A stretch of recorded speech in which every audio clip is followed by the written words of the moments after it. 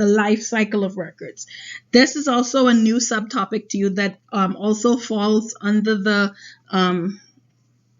topic of information of records and information management systems. Okay, so there are one important thing, there are 5 phases of the life cycle of records. You have maintenance, creation, disposition, use, and distribution.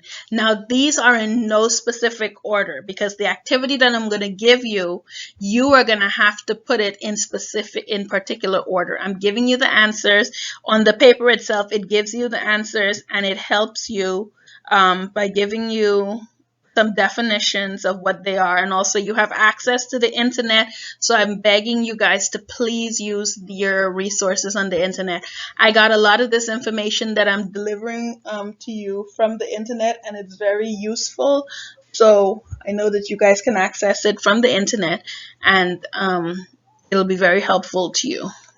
Of course, I'm going to review it with you guys afterwards, but I definitely want you to try it on your own first. Okay, so I want you to study this picture for a minute or a few seconds. I'm going to give you 30 seconds to just study it before I continue talking. So starting now, I'm going to give you 30 seconds, and then you're going to go ahead, and then I'll discuss it further.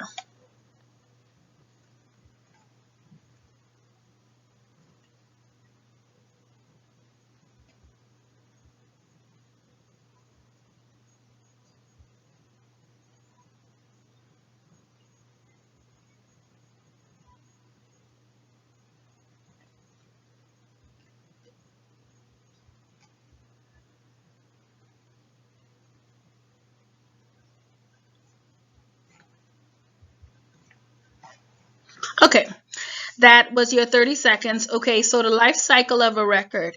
When the previous slide, remember we talked about how they were the 5 different phases of the life cycle, and here you see the 5 different phases of the life cycle as well. We have maintenance, disposition, creation, distribution, use, etc., etc., and you can see that it's all flowing. So maintenance, disposition, creation, distribution, and the way that I'm saying it now, don't think that I forgot. I intentionally did not do it in any specific order because I want you guys to go and look it up for yourself and think about it and do it.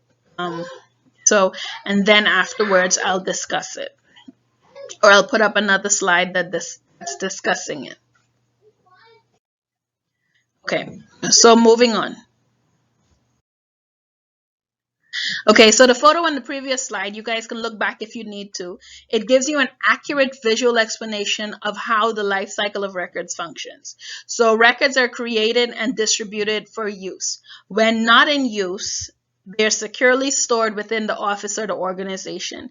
Now, it's important to note that it can be stored within the office or within the organization. I don't know if you guys remembered, but during class we talked about centralization and decentralization storage facilities. So if your records were being stored in a centralized facility, then there would be one particular place in the organization where records would be filed, and there would be a file clerk that's dealing with that. If it was decentralized, then every department in the organization would have a filing cabinet or somewhere that they can store their own records and access it as needed.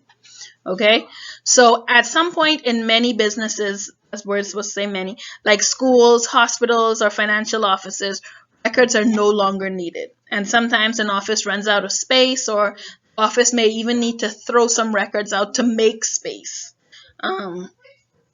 So they can do this by shredding them or sending them to an archive facility like RAM Archive. RAM Archive stores a lot of different files for businesses and schools. So they're stored there so that they can be accessed at a later time. For example, RAM Archive records, they store past students' records. So once you graduate, your school will either store your records electronically, or they'll store it in files at a facility, or maybe they have their own storage facility.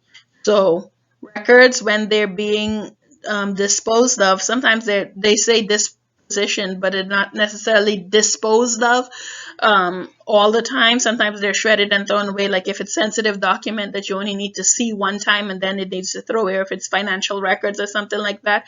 But for the most part, many records in offices are not like thrown away. They're either turned into stored electronically, or they are sent to a storage facility elsewhere. Okay. Okay, so the two topics that we did for this slide are done. So if you guys will look in Google Classroom, there are two assignments based on this PowerPoint. One will deal specifically with the tab and positions of files / folders, and the other is going to deal directly with the life cycle of records, which may require you to do some additional research on the internet. Please use all the resources that are available to you to complete this assignment.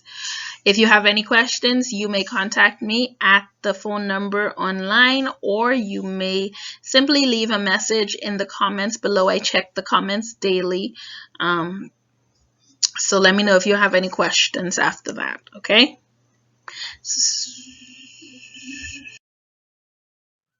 At any point in time while you guys are doing this assignment, if you have any questions, please feel free to contact me. Let me know. I have my telephone number on the Google Classroom website. It is there for you guys to contact me with school-related issues, any questions that you may have. Also, if you don't have a cell phone, which I find, if you don't have a cell phone, you can just comment, send a message to me privately, or you can comment in one of the comment sections on the Google Classroom website. So